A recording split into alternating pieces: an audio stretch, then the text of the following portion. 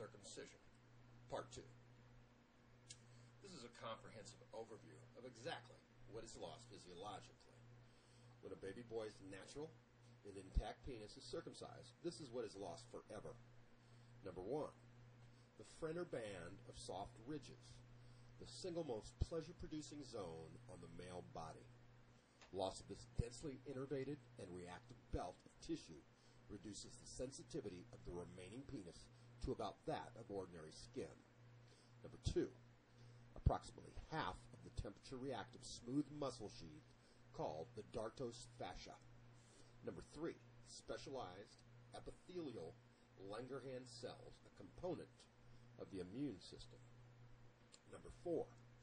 An estimated 240 feet of microscopic nerves, including branches of the dorsal nerve. Number 5. Between 10,000 to 20,000 specialized erotogenic nerve endings of several types, which can discern slight motion, subtle changes in temperature, and fine gradations in texture. This loss includes thousands of coiled, fine-touch receptors called the Meissner's corpuscles, the most important sensory component in the foreskin. Number 6. Estrogen receptors, the purpose and value of which are not yet fully understood. Number 7. More than 50% of the mobile penile skin, the multi-purpose covering of the glands that shields all of the specialized penile skin from abrasion, drying, and callousing by keratin cell layering, and protects it from dirt and other contaminants. The debilitating sexual consequences of keratinizing the glands have never been studied. Number 8. The immunological defense system of the soft mucosa, which may produce antibacterial and antiviral proteins such as lysozyme, also found in mother's milk, and plasma cells, which secrete immunoglobulin antibodies. Number 9. Lymphatic vessels, the loss of which interrupts the lymph flow within a part of the body's immune system. Number 10. The frenulum, the very sensitive V-shaped web-like tethering structure on the underside of the glands, usually amputated along with the foreskin or severed, which destroys its functionality. Number 11.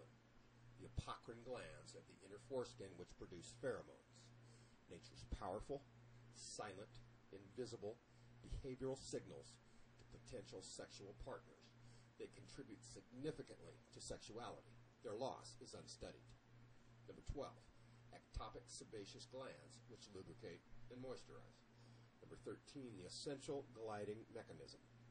If unfolded and spread out flat, the average adult foreskin measures about 15 square inches, the size of a postcard. This abundance of specialized self-lubricating mobile skin gives the natural penis its unique hallmark ability to smoothly glide in and out within itself, permitting natural, non-abrasive masturbation and intercourse without drying out the vagina or requiring artificial lubricants. Number 14. The pink to red to dark purple natural coloration of the glands, normally an internal organ like the tongue. Number 15. A significant amount of the penis circumference, because its double-layered wrapping of loose foreskin is now missing, making the circumcised penis defectively thinner than a full-size intact penis. Number 16.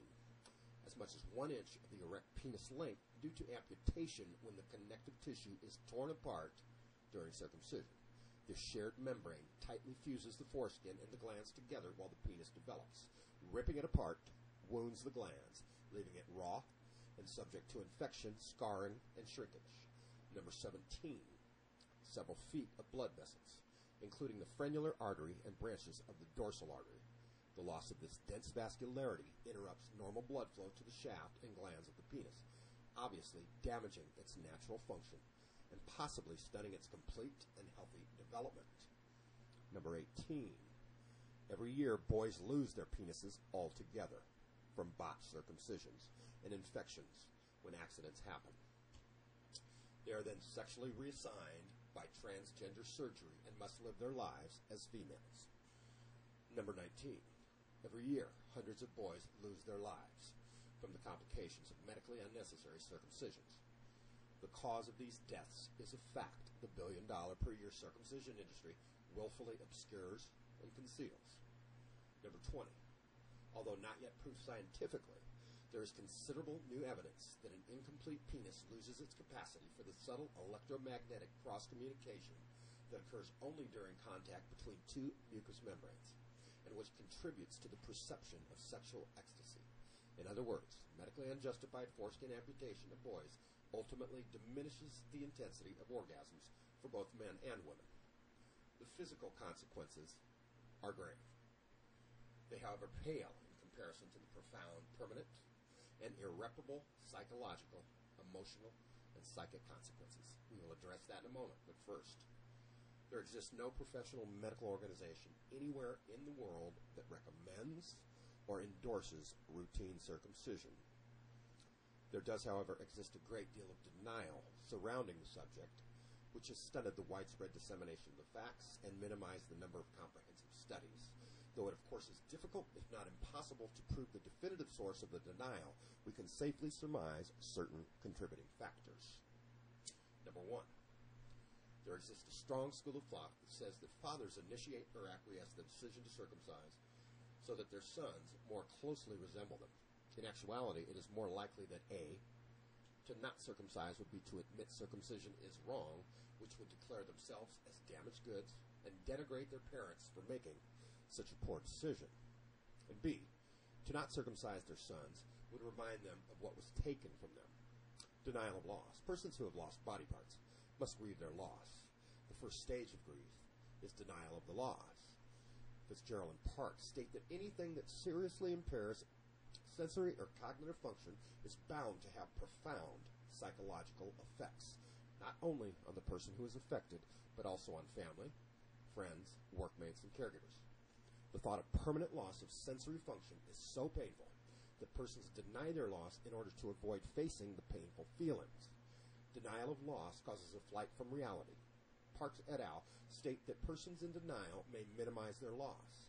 Circumcision causes the loss of a body part in all of its functions, including a drastic loss of erogenous sensory function. So denial of loss is not uncommon in circumcised males. Circumcised males may experience the full range of distress and emotional dysfunction resulting from loss. This frequently results in circumcised fathers adamantly insisting that a son be circumcised. Fathers are frequently unable to vocalize those feelings. They will say that I want my son to look like me, even though the child may be different in eye color, hair color, and other aspects. In fact, what the father really may be feeling is, I don't want a son with an intact penis to remind me of what I have lost. Number 2. A similar dynamic has been established by studies that show that circumcised doctors are far more likely to endorse circumcision than intact doctors. In the same way that victims become perpetrators to resolve their victimization at a subconscious level, circumcised doctors circumcise. Effects of denial on medical doctors. Goldman states that some circumcised male medical doctors misuse the medical literature to support, rationalize, and justify their own laws, and to defend the practice of circumcision. Denniston reports that doctors who have been cut themselves may be unable to stop cutting others. Laborde reports that the likelihood of a baby being circumcised is determined by the circumcision status of the father, the sex, age, and circumcision status of the physician, amongst other factors. Goldman reports that doctors who are older, male, and circumcised are more likely to condone circumcision. Members of the medical societies may have emotional issues that may preclude the objective formulation of policy concerning non-therapeutic male circumcision. Number 3, you may have heard the phrase, follow the money. Circumcision is a billion-dollar-a-year industry. Therein lies an undeniable conflict of interest that undoubtedly contributes to the perpetuation of this barbaric act. Please join us for the continuation of Part 2 in The Truth About Circumcision. Thank you.